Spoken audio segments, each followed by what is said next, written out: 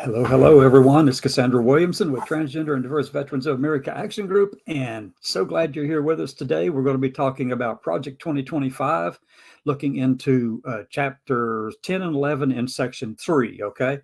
So we're going to look into that. This is episode number 5 on our conversation about each section within the manuscript, Mandate for Leadership, produced by the Heritage Foundation this year, 2023. And so we're going to be looking in section 3. And here we go. You ready?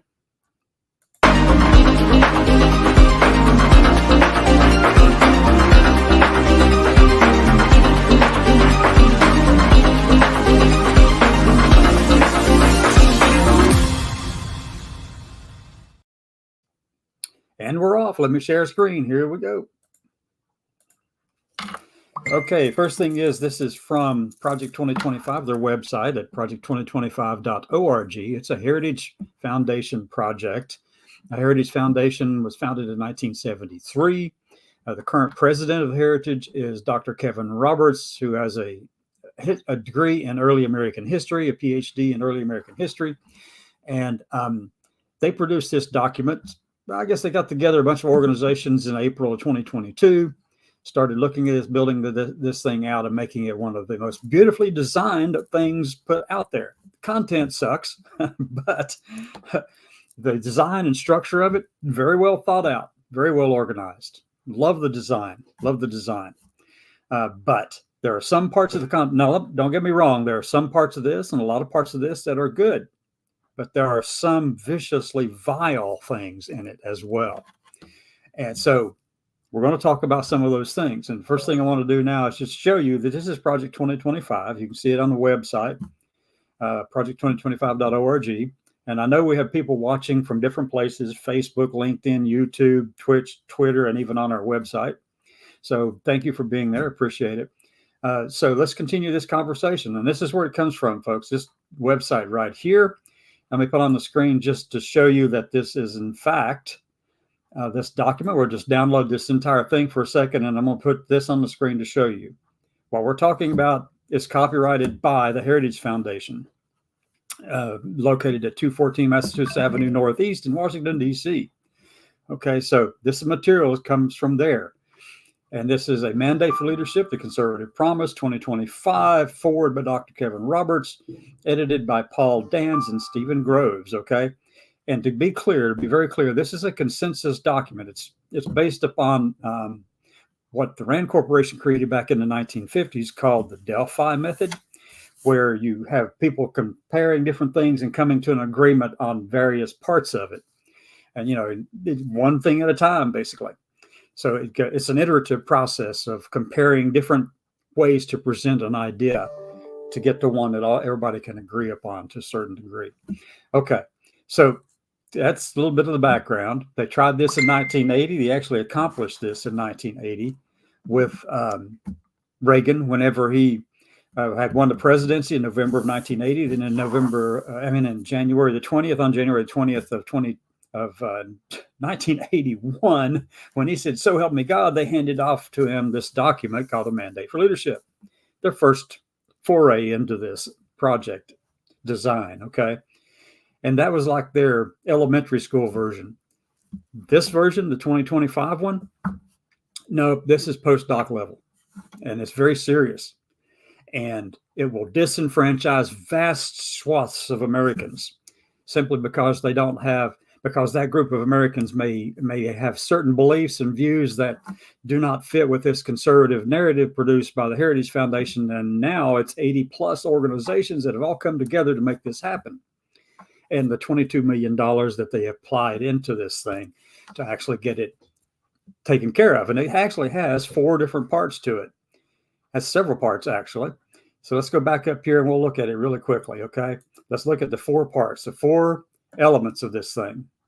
It has 4 pillars: policy agenda, personnel database, training, 180-day playbook. Each one of these things is very important and very, very powerful. It applied a lot of money into making this thing and getting it organized and getting this document produced, okay?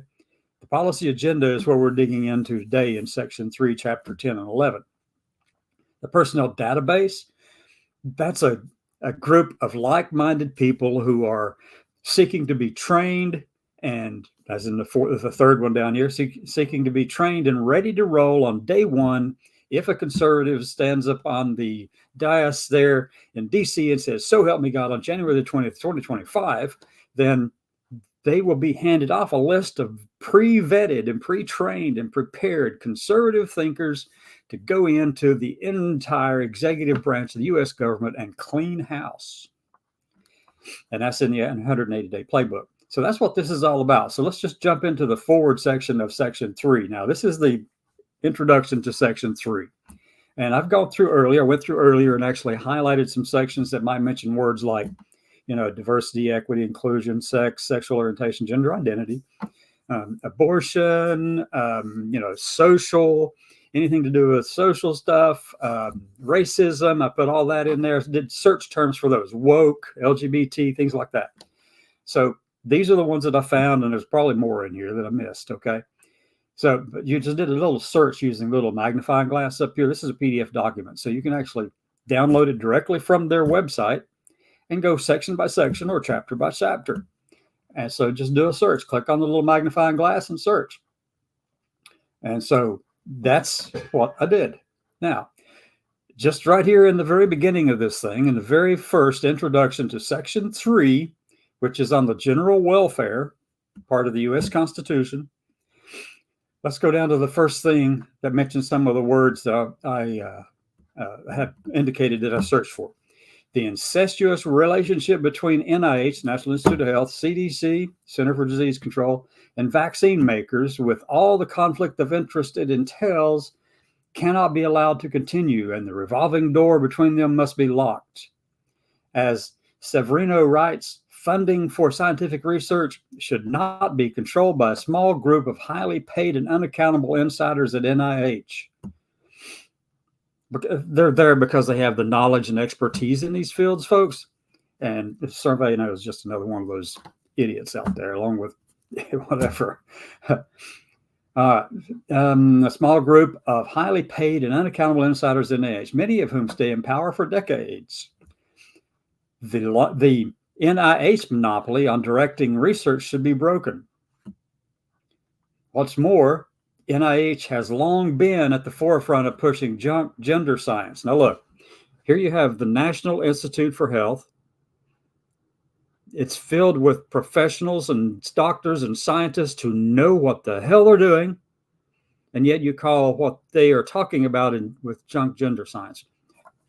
That's crap, folks. Crap. I don't know how else to describe it to you. It's just ludicrous to think that they would consider all these professionals who know much more than them and have been training and practicing in these fields for such a long time as if they don't know what they're doing. Really? I think you might have put the mirror up in front of your face there, Roger. That's Roger Severino. Okay. The next NIH secretary, the next Health and Human Services secretary, should immediately put an end to the department's foray into woke transgender activism.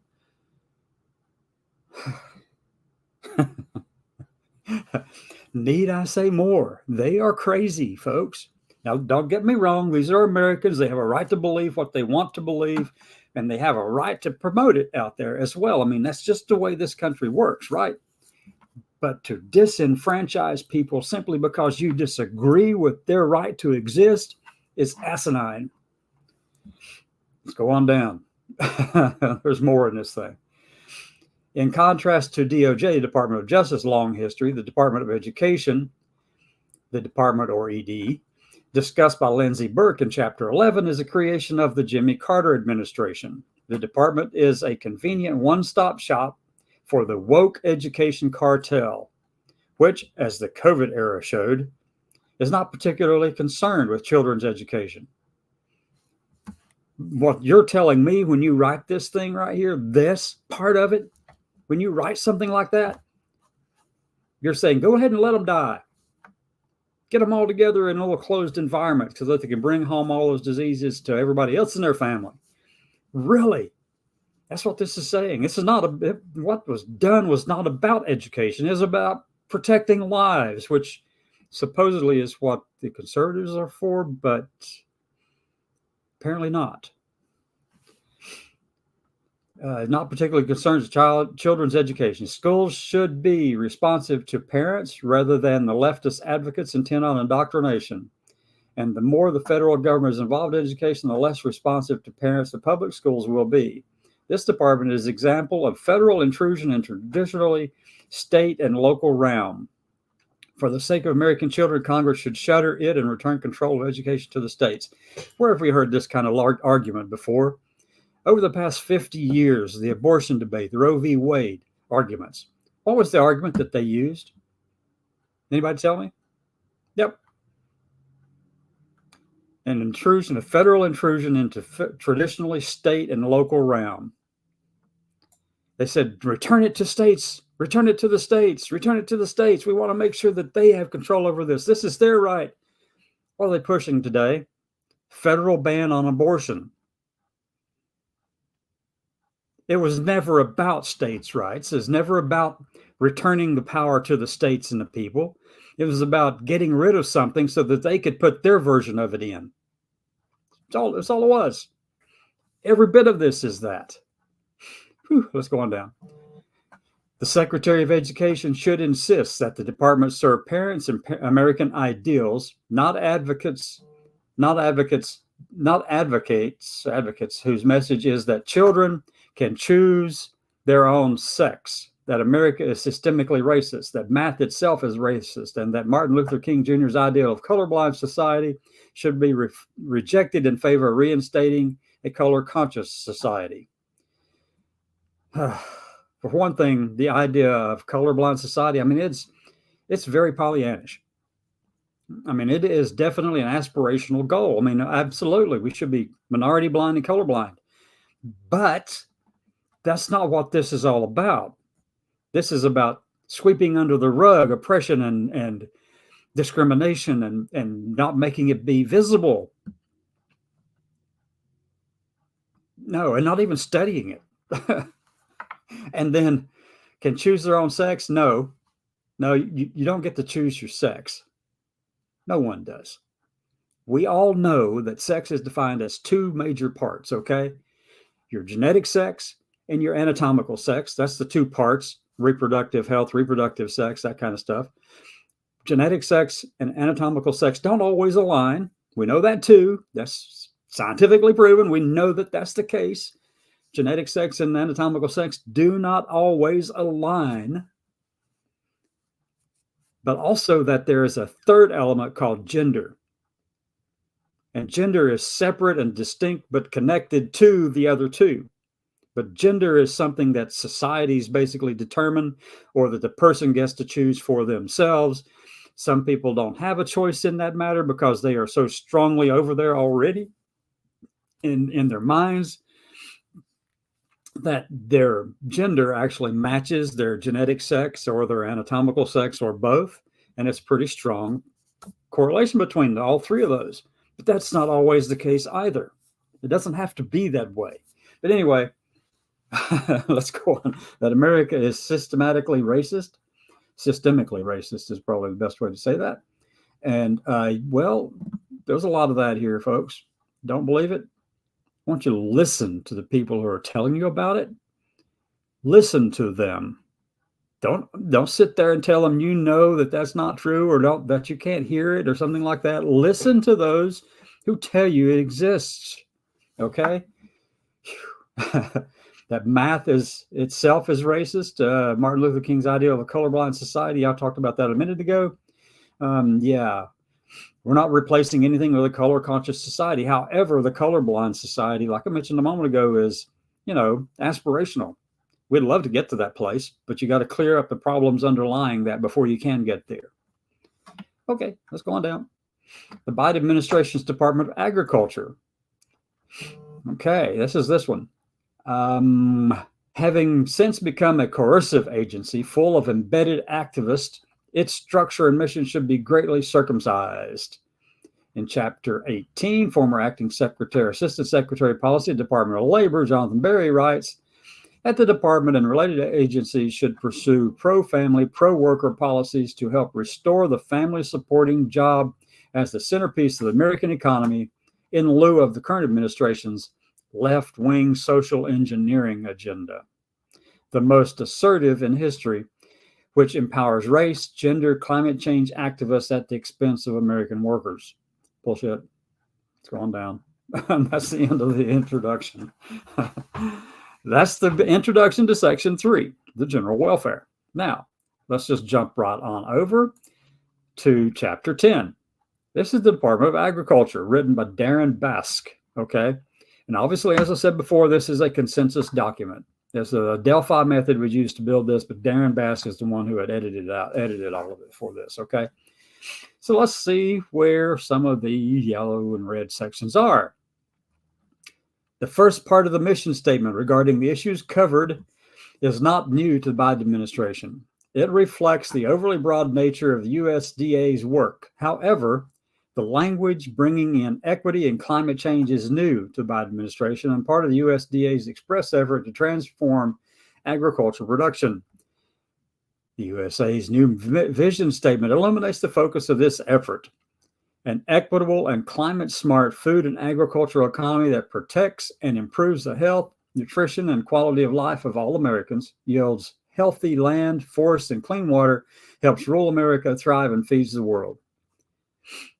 This effort is one of a federal central plan, and they're throwing this stuff in here, this language right here, that is code word used over on the right to say the central planning, and all this kind of stuff, talking about planned everything like, Henry Ford wanted to do. Check it out. To plan climate change and environmental issues ahead of the most important requirements of agriculture to efficiently produce safe food. But if you can't protect the land on which you're growing the food, then you'll lose the land on which you're growing the food.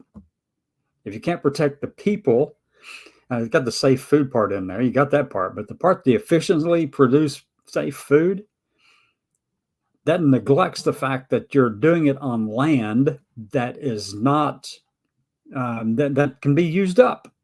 The nutrients in it can be used up. You can do all kinds of crap with that. Okay, let's go on down. Anything else in the agriculture? Whoops, there was one section. The Biden administration's centrally planned transformational effort minimizes the importance of efficient agricultural production and instead places issues such as climate change and equity front and center, as it should. The USDA's strategic plan fiscal years 2022 to 2026 identifies 6 strategic goals. The first three of which focus on issues such as climate change, renewable energy, and systemic racism. Okay, cool. Let's go on down. Let's find another section. Scrolling down the page. Are you hanging with me while I scroll? I can go down faster probably. Let me see. I have to keep an eye on the page though. There may not be much more in this. I don't know. I'm about halfway through. Okay, so let's keep scrolling a little bit faster. Oops. That was my search for the diversity. Okay. We're down in the reference section. Okay, so now we're done with chapter 10, folks. Let's go over to the other one. This one's huge. Department of Education by Lindsay Burke. Okay. Here we go. This is chapter 11 in Project 2025's Mandate for Leadership 2025. Okay. Department of Justice. Let's scroll down and see what we can find in here. Okay.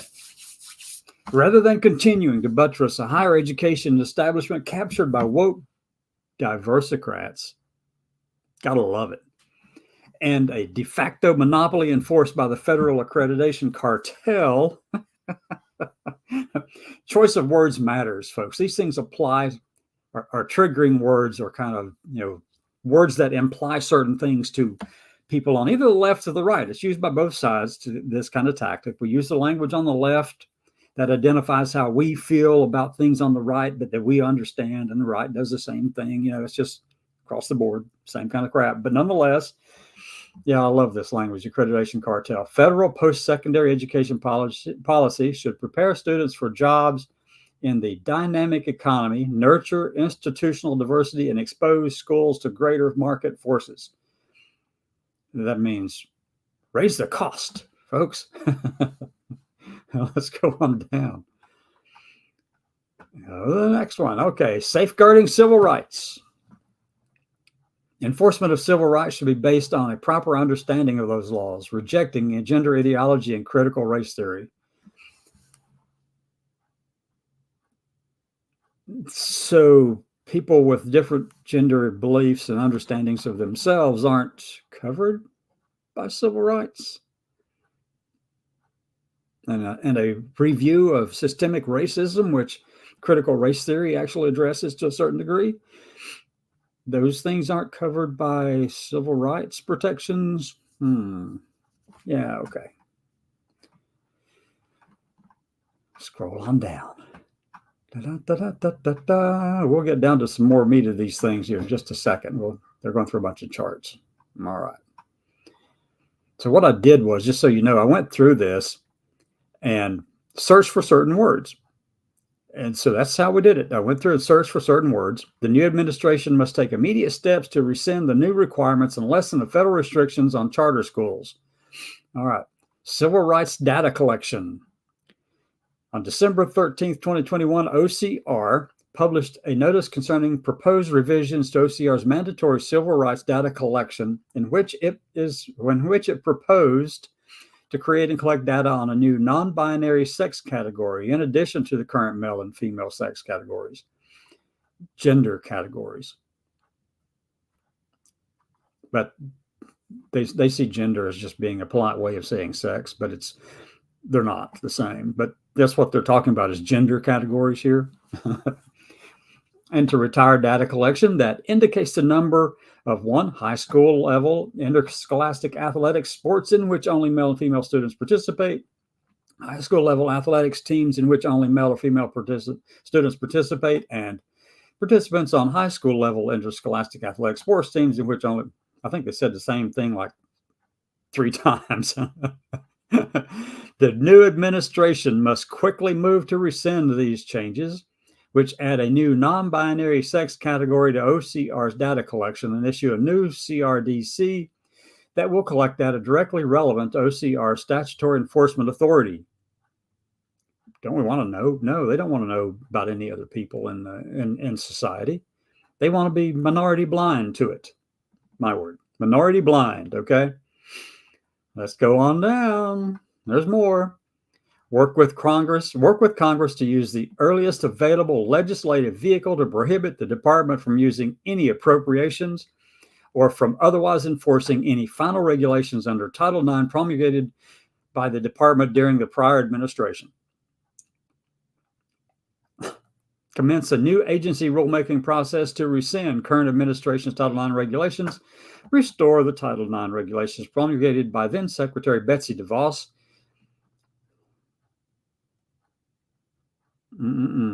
Betsy DeVos, right? Yeah, okay, right. On May 19th, 2020, and define sex under Title IX to mean only biological sex recognized at birth. Work with Congress to amend Title IX to include due process requirements. Define sex under Title IX to mean only biological sex recognized at birth. Strengthen protections for faith-based educational institutions, programs, and activities. Oh my God, okay. At the same time, there is no scientific or legal basis for redefining sex to sexual orientation and gender identity in Title IX. Really? Okay. Facilitating social gender transition without parental consent increases the likelihood that children will seek hormone treatments such as puberty blockers, which are experimental medical interventions. No, they're not. Research has not demonstrated positive effects and long-term outcomes for these treatments, and the unintended side effects are still not fully understood. There are so many lies and just fabrications in this whole red section here, folks. Oh my God, it really is. The next administration should abandon this change redefining sex to mean sexual orientation, gender identity in Title IX immediately across all departments. On its first day in office, the next administration should signal its intent to enter the rulemaking process to restore the Trump administration's Title IX regulation, with the additional insistence that sex is properly understood as a fixed biological fact. Official notice and comment should be posted immediately. Complete ignorance. At the same time, the political appointees in the Office of Civil Rights should begin a full review of all Title IX investigations that were conducted on the understanding that sex referred to gender identity and/or sexual orientation. And then they say all ongoing investigations should be dropped, and all school districts affected should be given notice that they are free to drop any policy changes pursued under pressure from the Biden administration. Oh, jeez, okay. Whew. These people are crazy, folks. They are really pissed at LGBT people. Actually, it's not even that. They don't even think that we have a right to exist. Let's scroll on down. And now the USDA, which is the Food and Drug Administration, now USDA is threatening to withhold federal taxpayer funding for these meals from schools that do not implement Title IX of the Education Amendments of 1972, so that the term sex is replaced with sexual orientation, gender identity. SOGI field. Okay. The next administration should prohibit the USDA or any other federal agency from withholding services from federal or state agencies, including but not limited to K through 12 schools, that choose not to replace sex with SOGI in that agency's administration of Title IX. They're serious, folks. This is some dangerous stuff out here. This is going to impact every American across the whole darn country, but they don't care because, they can't see you. They're minority blind. Go on down. Let's find some more stuff to talk about. You ready? Here we go. Furthermore, the union talking about the I think it's the American Educational Institution, AEI, is that it? American Federation of Teachers, ATF, and NEA, National Education Association. All right. Furthermore, the union promotes radical racial and gender ideologies in schools that parents oppose, according to nationally representative surveys. I don't know where the hell they took those surveys. I think they took them in deep red southern Alabama. That's not a representative survey. But I know what they did. That's exactly what they did. But they're going to say, we got a few people who disagree. Yeah, exactly. Congress should rescind the National Education Association's congressional charter and remove the false impression that federal taxpayers support political activities of this special interest group. All right. By its very design, critical race theory has an applied dimension, as its founders state in their essays that define the theory. Those who subscribe to the theory believe that racism, in this case, treating individuals differently based on race, is appropriate, necessary even, making the theory more than merely an analytical tool to describe race in public and private life. The theory disrupts America's founding ideals of freedom and opportunity. No. Oh, my God. Founding ideals included slavery. Founding ideals included women not getting the vote. The founding ideals, those were actually applied dimensions of the founding of this country. All right, founding ideals. So when critical race theory is used as part of school activities, such as mandatory affinity groups, teacher training programs in which educators are required to confess their privilege, which they all have, we all have privilege, or school assignments in which students must define the false idea that America is systemically racist, the theory is actively disrupting the values that hold communities together, such as equality under the law and colorblindness. You know something? As much as I really enjoy Martin Luther King and him talking about colorblindness, that's an aspirational goal. That's something that he knew was not possible, but he would love to have gotten there. But yet they throw this stuff out there as if it were true.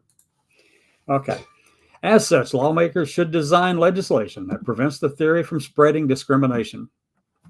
No, if you're feeling butthurt because somebody's pointing out the fact to you that America was not founded upon these ideals of individual freedom and liberty and all that, the blessings of liberty, there was an aspirational goal. They were hoping to get there, but it was founded within the context of slavery, women disenfranchisement, minority disenfranchisement, the whole bit. No, it was designed to protect that group of people who were not those minorities, even though they tried to make sure that, the states with less population had a vote and say in things with the Electoral College. Anyway, that's another argument, another conversation altogether. For K through 12 systems under their jurisdiction, federal lawmakers should adopt proposals that say no individual should receive punishment or benefits based on the color of their skin, which is true, right? Got it? Perfect. But it also should be any minority. Furthermore, school officials should not require students or teachers to believe that individuals are guilty or responsible for the actions of others based on race or ethnicity.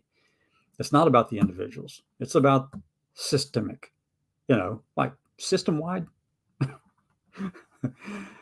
Okay. For example, uncertainty has emboldened federal agencies to promote rules and policies that infringe on parental rights.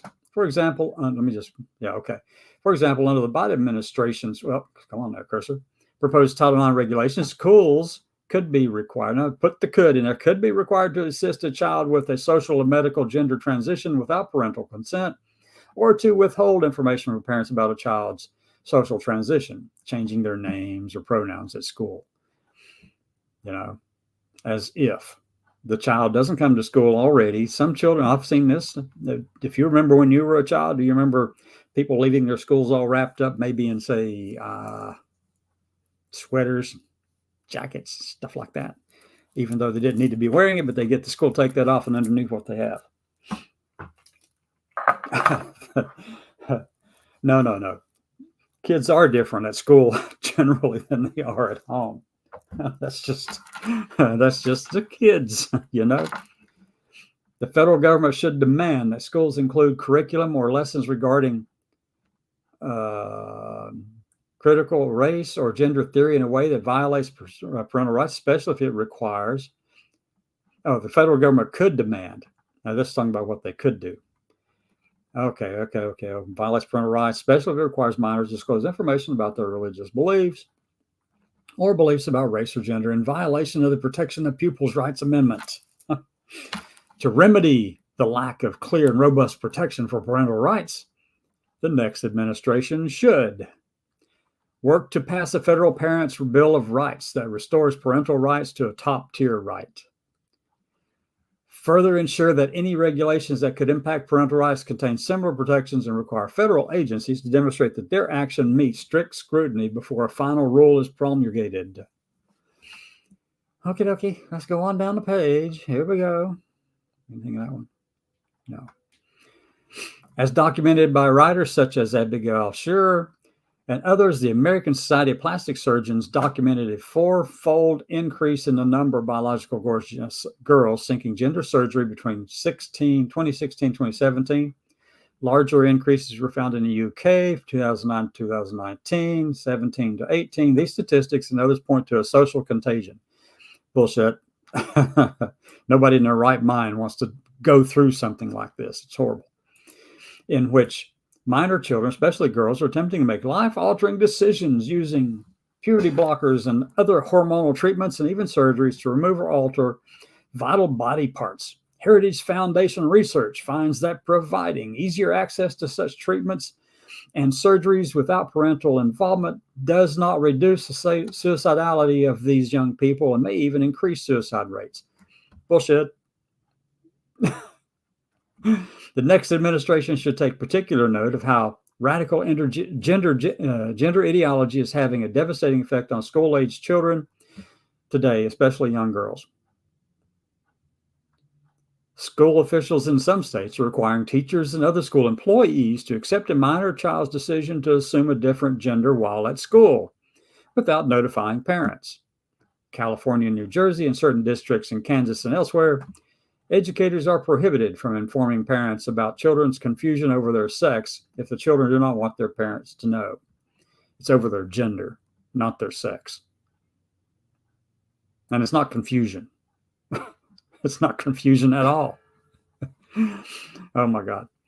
No public education employer or contractor shall use a name to address a student other than the name listed on the student's birth certificate without the written permission of a student's parents or guardians.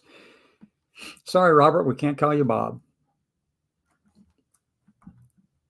No public education employer or contractor shall use a pronoun in addressing a student that is different from that on the student's biological sex without the written permission of student's parents or guardian. And I'd like to know, is the child supposed to carry around their birth certificate with them all the time?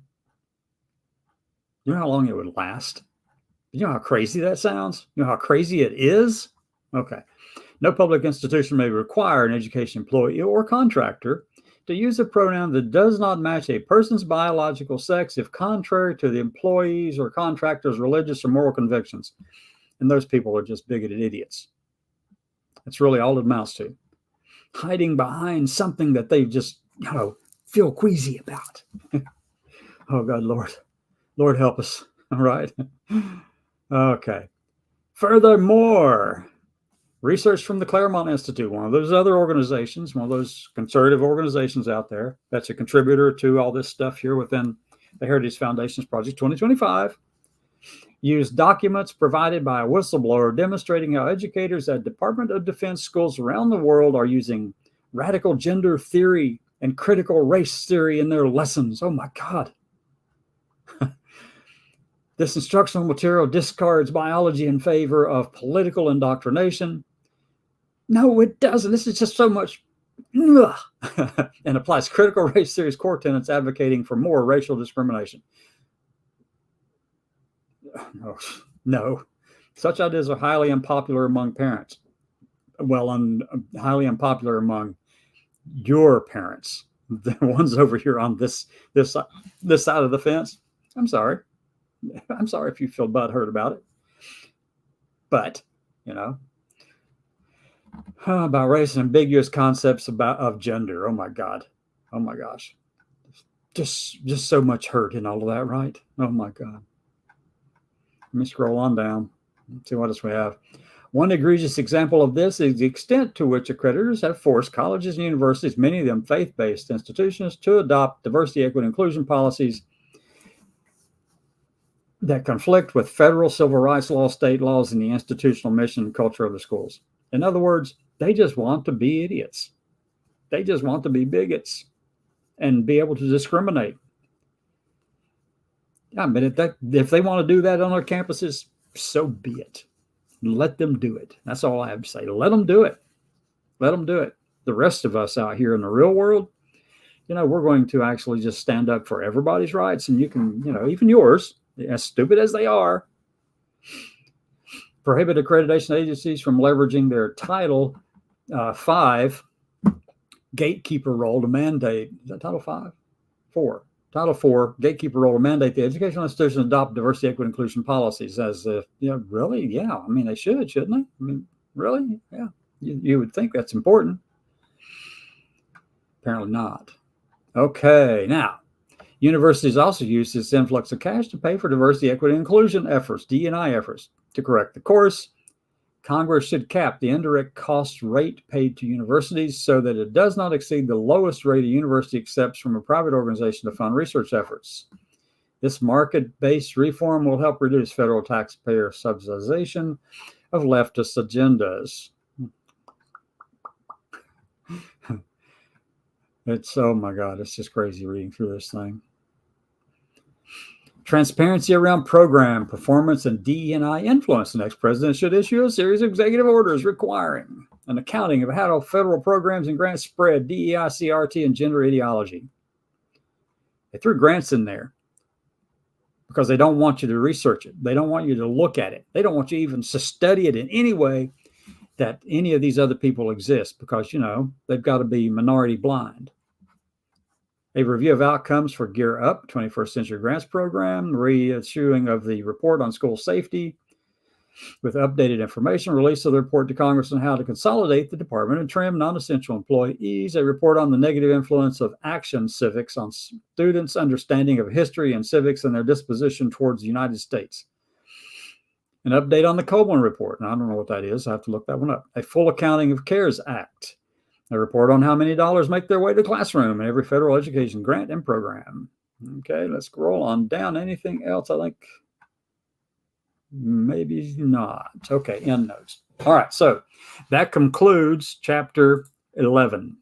All right, from Project 2025, Presidential Transition Project, and we'll do more later this evening. We'll pick up with chapter 12 out of section 3. And with that, let's call it a day, folks.